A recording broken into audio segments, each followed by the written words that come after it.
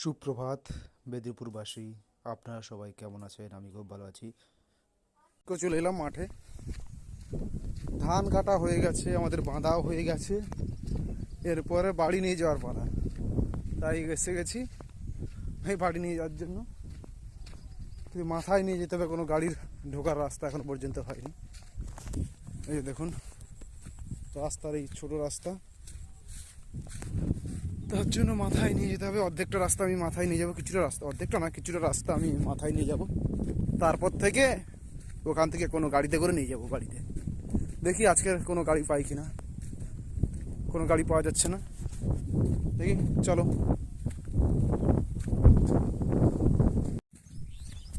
বাবা বোঝা করে রেডি আছে, আমি যাচ্ছি মাথায় নেওয়ার জন্য।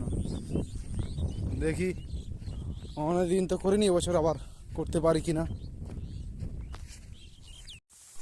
গাইস, মাথায় আছে আমার ধানের বোঝা, তুলে নিয়েছি, বাবা তুলে দিয়েছে। চললাম দুলকি চালে। যদি কেউ কাছে থাকতো ভিডিও করতে বলতাম, কাউকে দেখতে পাচ্ছি না, তাই নিজে নিজে ভিডিও করলাম। চলেছি, বেশি নিইনি, কম করেই নিয়েছি, চলছি।